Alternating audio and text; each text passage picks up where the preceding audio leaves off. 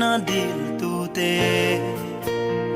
chan cha ki na thir I o ngai tha enge I soi thin le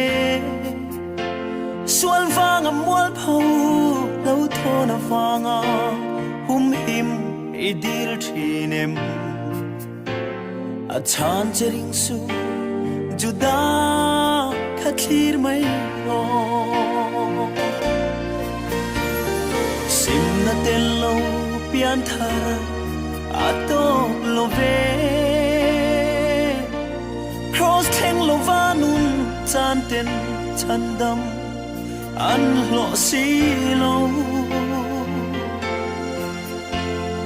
sual holo mual paula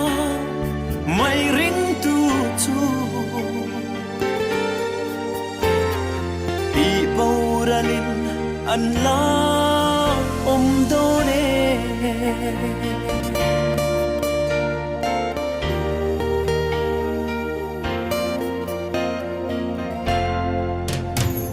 I tuar na zong le I lungai na te Krista vanga ni em I ti sa du than na shuai na vanga lungai em ni ini I buai na chin fel hui tu ra tan chau I swa I du thi nem ani chuan len pui atan adu che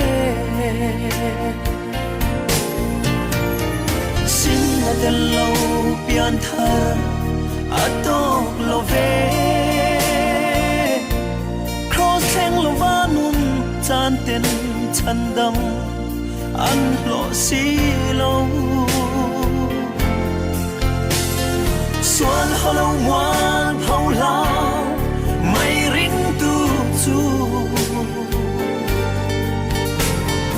di pauralin an la do ne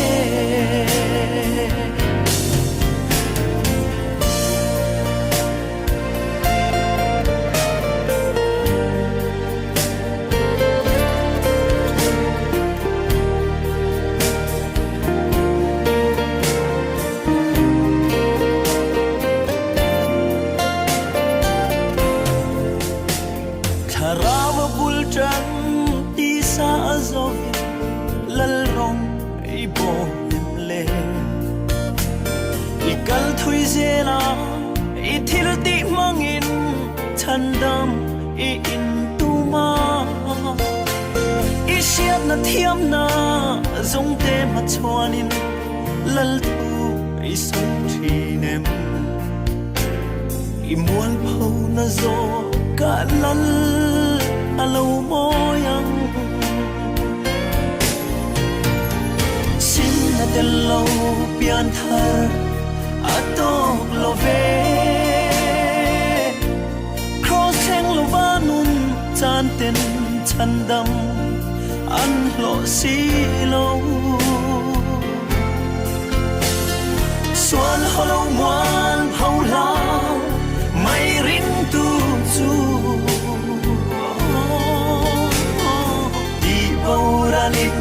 an la do ne di pauralin an la do ne